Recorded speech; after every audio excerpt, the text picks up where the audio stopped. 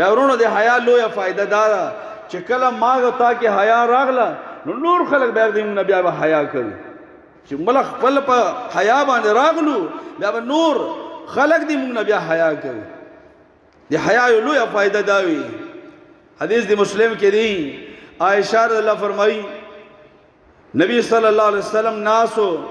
او داسې و چې د دې پندوی نه دا کپړی اوچته کړې وه نبی صلی الله علیه وسلم ملاسو د پندوی نه دا کپڑا دا نبی صلی الله علیه وسلم پورته کړې وه نو په دې کې عمر رضی الله ابو بکر رضی الله اجازت وغوښته رسول الله صلی الله علیه وسلم اجازت ورکړه چې راشه داخل شه ځکه د چا کور ته چې داخلېږي نو ما عرض وکړو چې انسان او ځناور کې فرق هم دا ده انسان او مؤمن چې د چا کور نه بلکې د خپل مور کوټې ته هم داخلېږي نو د هغې نه به اجازت طلب کوي دا نبی صلی الله علیه وسلم فرمایلی دا د حیا خبره ده دا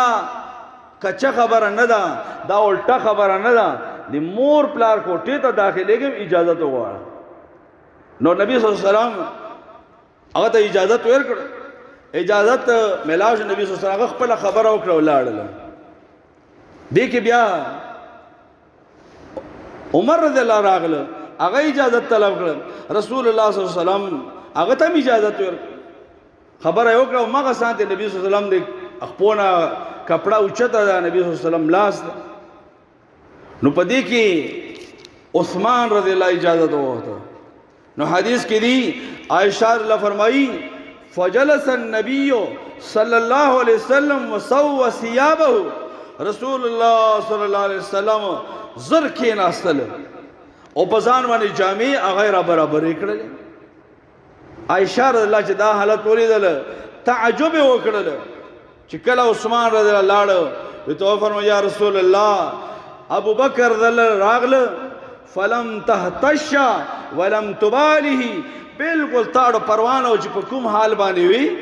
په دې هغه نه کپڑے نه بار او بغه شانت املاس اس اون خو زه دیته او چې کله بیا لاړل دینه بعد عمر رضی الله راغله یا رسول الله صلی الله علیه وسلم دا غم دا حالو چې لم تهتش ولم تباله بالکل پروا دې نو هغه شانت دی د پندوی نه کپڑا اوچته خو چې کله عثمان رضی الله اجازت وکړو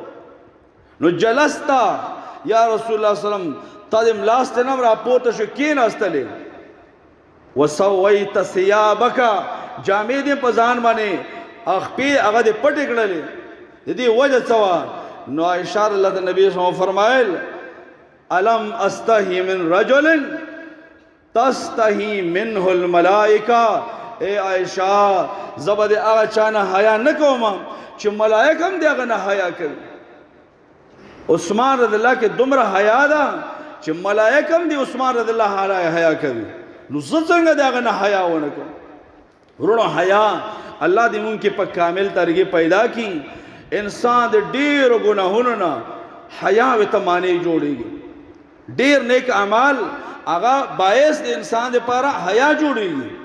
او چې حیا نه وي ډېر ګناهونه انسان ته آسان وي هر کار انسان ته آسان وي د ګناه والا کار ورته آسان وي وجه دا ده چې حیا نشته ځکه رسول الله صلی الله علیه وسلم فرمایي اذا فاتک الحیاء فافعل ما شئت چې حیا دې لاړه چې بیا څه خوښوي